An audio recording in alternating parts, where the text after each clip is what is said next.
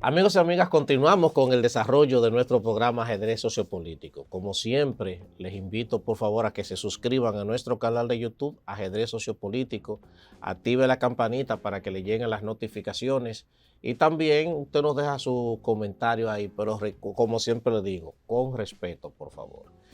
Miren, hoy tengo el gusto de recibir a un buen amigo, del cual tenemos cosas en común. Lo que pasa es que, al igual que yo, él hizo como una transición de músico a intelectual, porque también hasta compartimos el mismo instrumento que tocábamos, que era la batería. Sí, porque yo tocaba percusión. Ya no, porque me alejé hace tiempo de ese mundo. Él, al igual que yo, estudió filosofía y posteriormente decidió estudiar historia dominicana. Pero hay algo importante de nuestro invitado, y es que él se ha dedicado a investigar la historia, y generalmente él tiene un enfoque de la historia como, ¿usted se acuerda cuando ustedes le decían en el campo, los viejos, eso no está en los libros? Entonces, hay un manejo que él tiene de la historia sumamente interesante, un manejo crítico, pero también partiendo de investigaciones serias que él ha hecho, porque la historia no es estática, la historia es dinámica.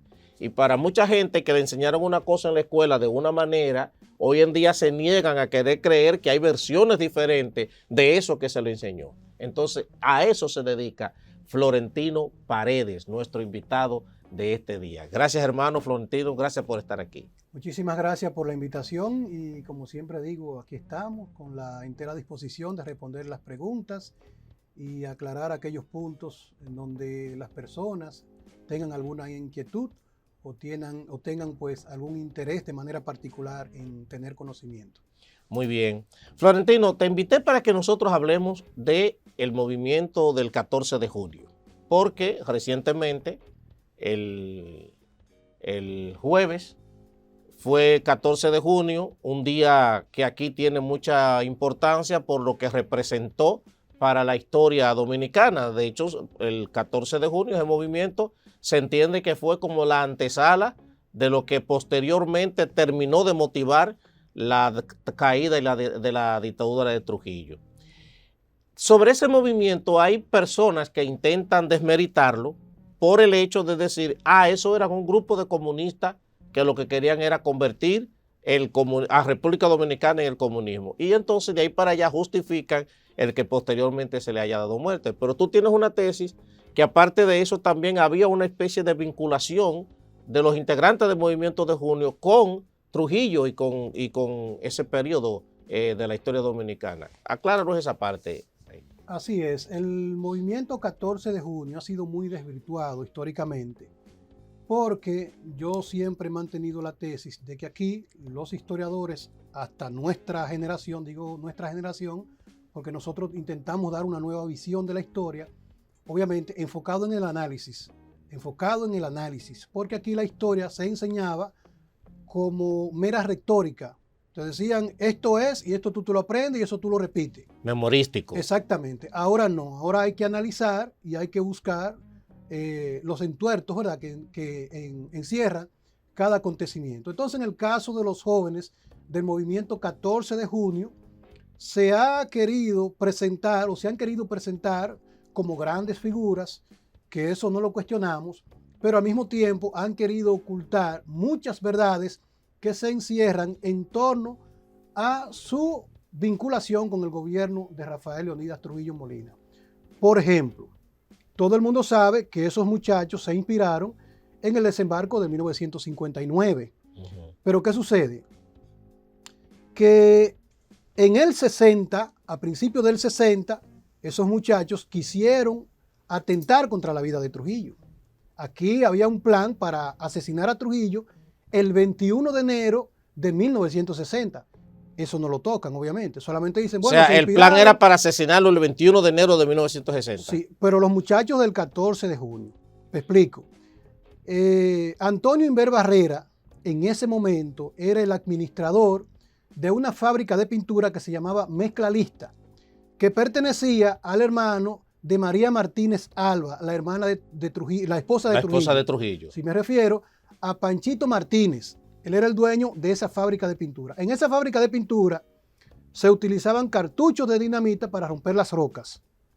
Y entonces hubo un grupo de jóvenes, entre ellos los hermanos Erickson, y vincularon también a Yuyo de Alexandro Tavares, un sobrino de Manolo Tavares Justo, que nadie lo menciona, porque tienen necesariamente que vincularlo con Isabel Mayer, la mujer que desde 1942 fue la primera senadora, gobernadora de Santiago, la que dio el primer Picasso cuando construyeron el monumento a Trujillo en Santiago, que ellos le llaman el monumento a la restauración. Trujillista. Exactamente. Entonces, han ocultado ese dato de Yuyo de Alexandro Tavares, que era hijo de una hermana de Manolo Tavares, para entonces limpiar un poquito la imagen de Manolo. Entonces, ¿qué pasa?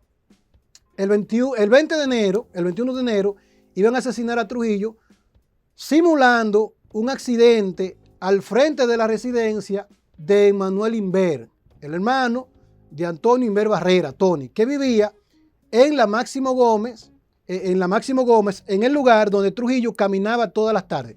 Todo el mundo sabe que Trujillo hacía una caminata que iba desde la George Washington hasta lo que es hoy la Universidad APEC.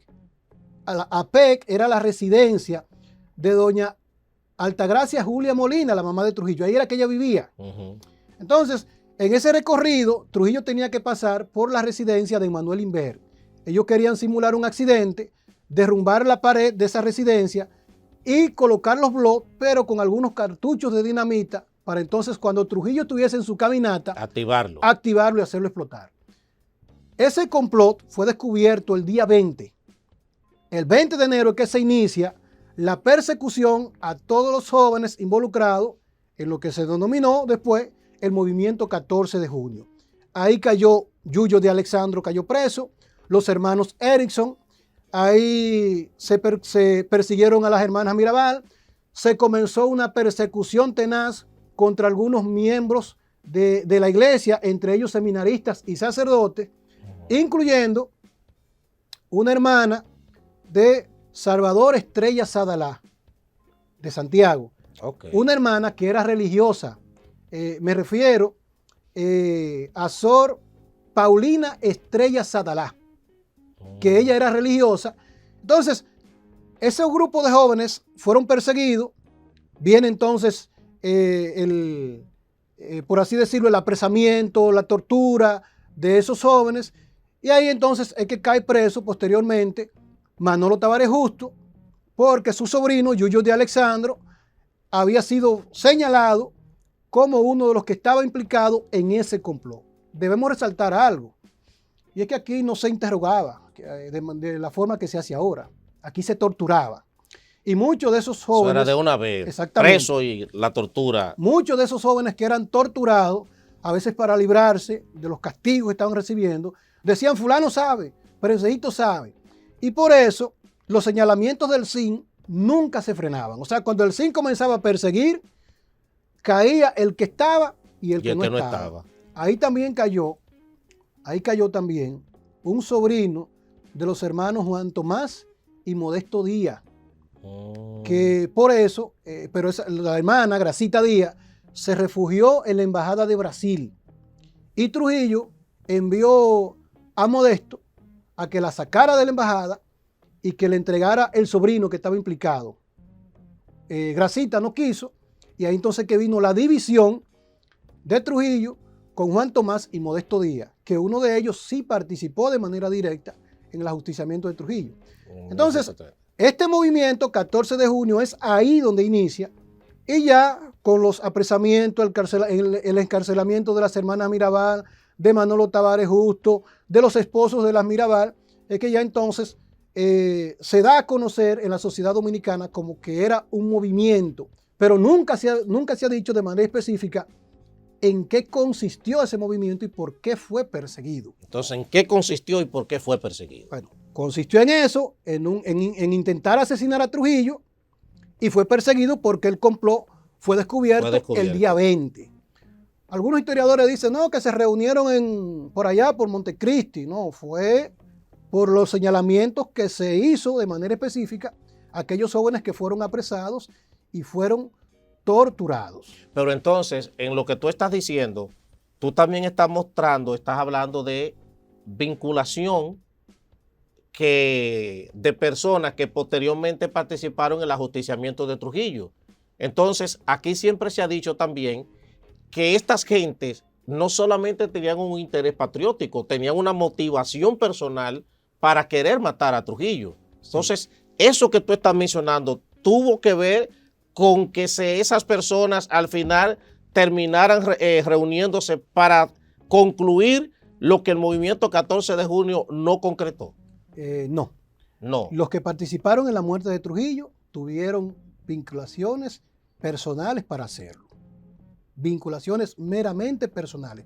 ¿Quién no, fue no había interés patriótico. Patriótico no. ¿Quién fue el que dijo eso?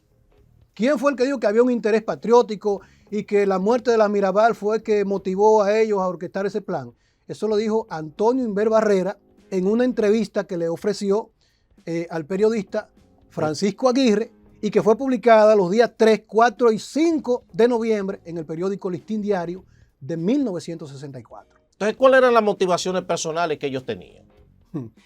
Es encomioso, pero lo vamos a decir. En el caso específico de Antonio Inver Barrera, su hermano, Segundo Inver, estaba prisionero en La Victoria desde 1956 por la muerte de un sindicalista en Puerto Plata, que la familia dice que sí, que él fue el que lo mató. La familia Inver ha dicho que no. Pero ¿qué sucede? Que ese hermano de Antonio Inver Barrera, Segundo Inver, fue sacado de la cárcel cuando iban a asesinar a las hermanas Mirabal. El plan para asesinar a las Mirabal lo orquestó quien era secretario de las Fuerzas Armadas, José René Román Pupo, y él, para ganarse la confianza de Trujillo, le dijo que él iba a preparar el plan. Por eso, él sacó al hermano de Antonio Inver Barrera de la cárcel con la promesa de que si cumplía esa encomienda, le iban a descargar de la pena, que ya obviamente eran de 30 años de cárcel. Eso por ese lado.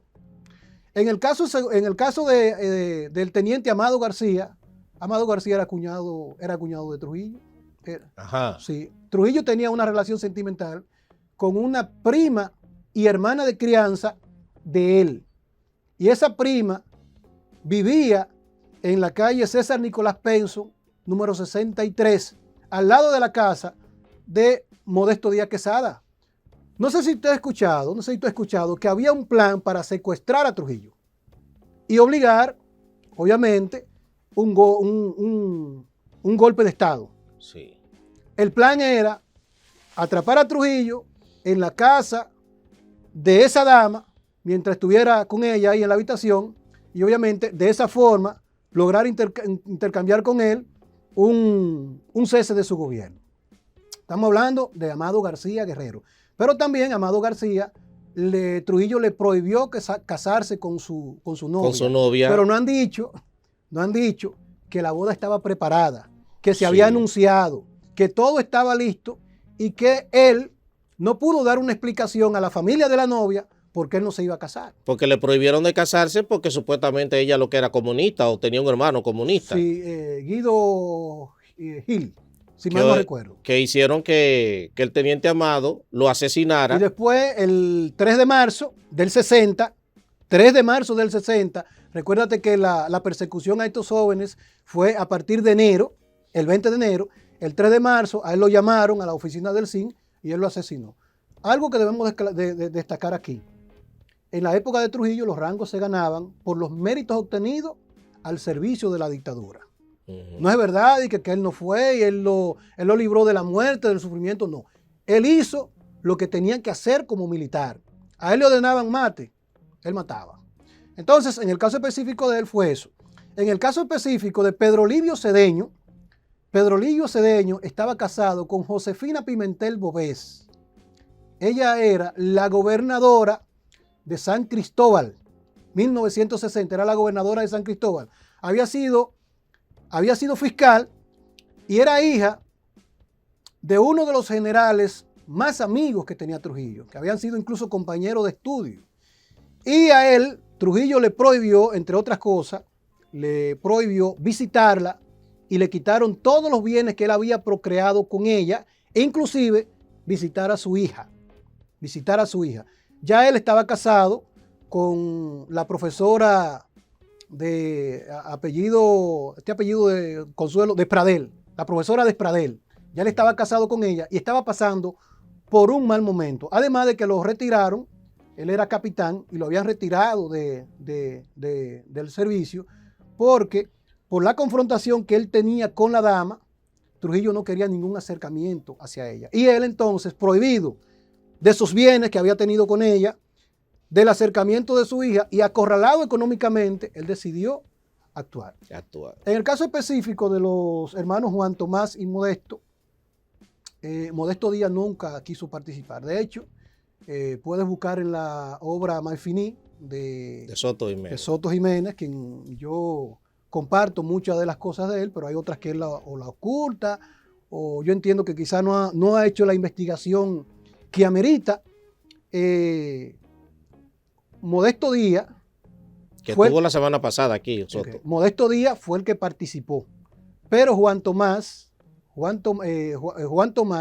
era secretario personal de Trujillo y entre otras cosas eran dos hermanos que habían obtenido muchos recursos económicos y habían obtenido mucha estelaridad durante el gobierno de Trujillo. Modesto Díaz, el mote que le tenían en Moca era el carnicero de Moca.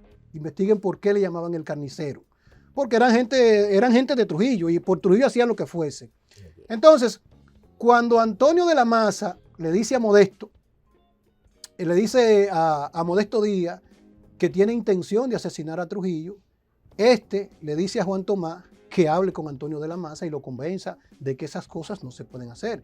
Y le explica las razones de carácter político, de carácter moral, de fidelidad a un amigo de toda la vida. Y en ese sentido se habló de que no debían hacerlo. Ellos creyeron que eso se había hecho, pero la cabeza del grupo, ¿quién fue la cabeza del grupo? Era Antonio de la Maza Vázquez. ¿Por qué Antonio de la Maza estaba dolido con Trujillo? Porque le mató a su hermano. Le mató a su hermano. Que tengo entendido que el papá de Antonio de la Maza estaba en silla de ruedas y que prácticamente repetía casi todos los días: en esta casa no hay hombre. Sí, porque si aquí hubiese habido hombre, ya yo lo hubiese matado. Sí, pero en el caso específico de Tabito de la Maza, eso fue el 6 de enero del 57 que lo asesinaron. Y estaba preso desde diciembre, creo que el 15 de diciembre lo tomaron preso, lo vincularon a la muerte de Gerald Murphy, que había sido el piloto que manejó el avión que trajo a Jesús de Galíndez Suárez desde Estados Unidos. Por una obra, yo de hecho tuve la oportunidad de leer una de sus obras, y la motivación que Trujillo tuvo para asesinar a Jesús de Galíndez fue que Jesús de Galíndez fue el primero que dijo que Ramfi no era hijo de Trujillo. Sabes que eso se ha dicho, pero el primero que lo planteó fue obviamente Jesús de Galíndez en su obra. Y dijo otra cosa, pues no sé si tú sabías que Jesús de Galíndez fue profesor de Ramfi.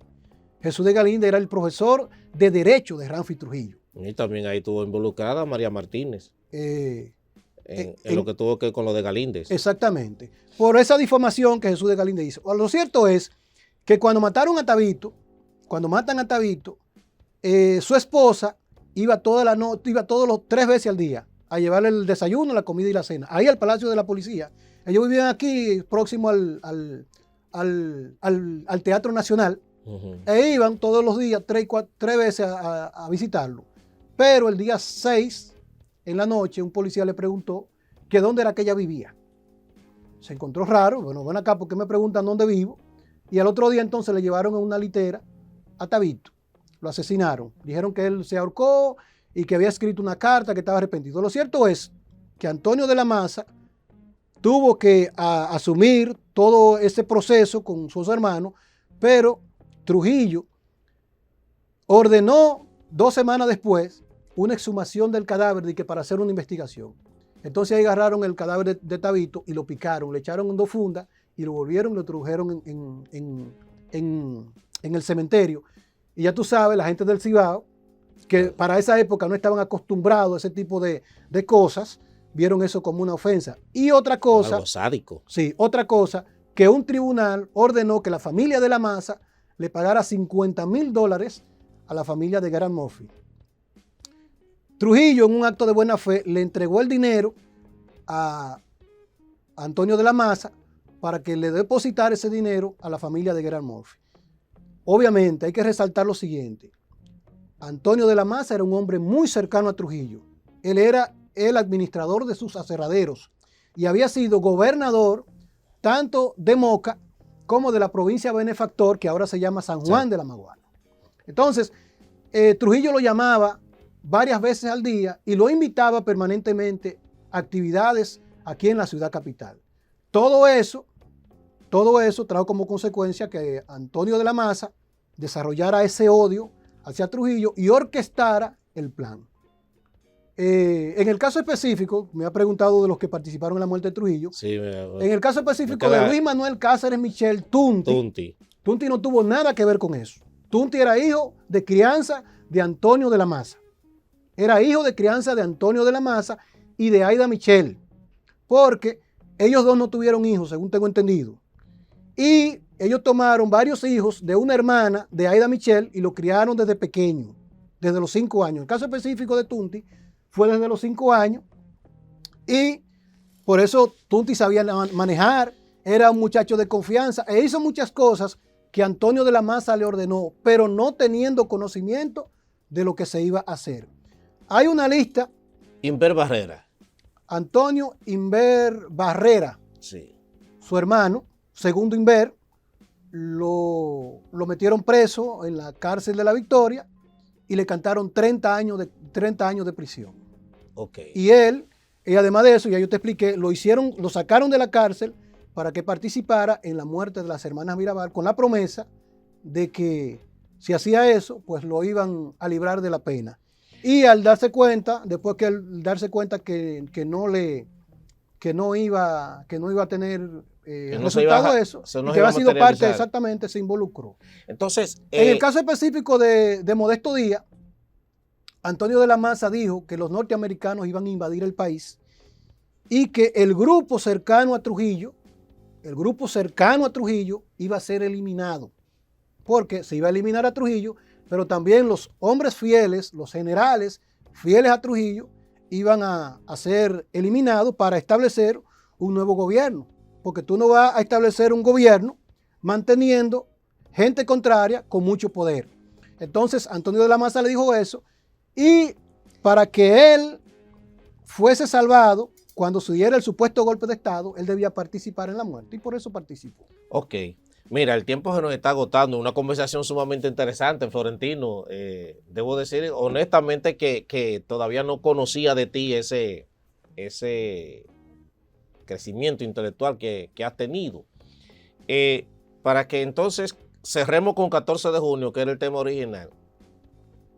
¿Qué opinión te merece el hecho de que mucha gente diga que lo que se quería era instaurar el comunismo en República Dominicana y que con eso entonces justifican el que los hayan perseguido, encarcelado y asesinado, porque lo que iban a hacer de este país era un país comunista, y que si no lo hubiesen matado a ellos, si no se hubiese hecho eso, hoy nosotros seríamos otra Cuba? Sí, yo comparto ese planteamiento 100%. De hecho, he escrito y he analizado cuando he tocado algunas figuras que son señaladas como de esa tendencia. En el caso específico, por ejemplo, de Francisco Alberto Camaño Deñó, del mismo Manolo Tavares Justo. Yo planteo esa tesis, yo defiendo esa postura. Pero lo que sí debemos valorar de estos jóvenes fue que se atrevieron, que cuando mucha gente tenía miedo o ya se había aclimatizado a ese régimen que había establecido Trujillo, ellos se atrevieron a intentar, obviamente, establecer un cambio. Y esa es la parte positiva que debemos sacar de este movimiento. Ahora bien, no descartando la vinculación que tenían y la visión que tenían con relación al gobierno cubano. Porque de hecho, fíjate que todos los movimientos que vinieron del extranjero a intentar derrocar a Trujillo no contaron con el apoyo ni de la población ni de la población, ni de estos muchachos. ¿Por qué? Porque había la convicción en la sociedad dominicana de que no querían a Trujillo. Pudiéramos partir de ahí. Pero tampoco querían una Cuba. Entonces, lo que venía de Cuba a intentar derrocar a Trujillo, el dominicano lo perseguía. Mira, la expedición del 49, quienes lo atraparon a esos muchachos. ¿Del 59? Del 49. Yéndonos allá a la expedición del 49, que vino una financiada por Panchito Ramírez. Ah, ok. Sí, la de Cayo Confite. Uh-huh. Esa lo atraparon fueron los campesinos. Los campesinos. ¿Por qué? Porque el campesino tenía la convicción de que eso que venía del extranjero a tumbar este gobierno con una propaganda permanente de que Trujillo era el Dios, de que todo lo que tenía lo daba Trujillo, de que Dios y Trujillo, ¿tú me entiendes? Uh-huh. Entonces, con esa visión que ya el dominicano tenía de Trujillo, la gente no quería otra cosa. Y la del 59, que esa sí fue la de Constanza Memón Esterondo, también fracasó porque a esa gente nadie le brindaba ni siquiera un vaso de agua. ¿Por qué razón? Bueno, porque primero la Constitución lo establecía y a la gente se le enseñaba desde las escuelas lo que establecía la Constitución y lo que se debía hacer y no se debía hacer. En la modificación constitucional del 1929 que hizo Horacio Vázquez para perpetuarse en el poder, permanecer en el poder, estableció que el dominicano perdía su derecho cuando acogía en su casa personas extrañas que el gobierno no le había autorizado. Pero también cuando apoyaba a personas que empuñaran las armas y se levantaran contra el gobierno. Por eso la gente, un revolucionario o un expedicionario que viniese a tumbar a Trujillo, pedía un vaso de agua en una casa y no se lo daban. No lo daban.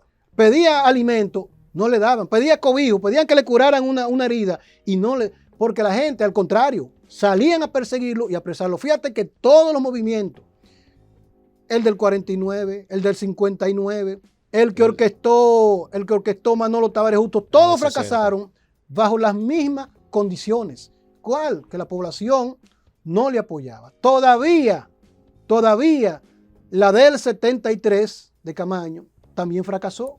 ¿Por qué fracasó? Porque la gente no quería eso.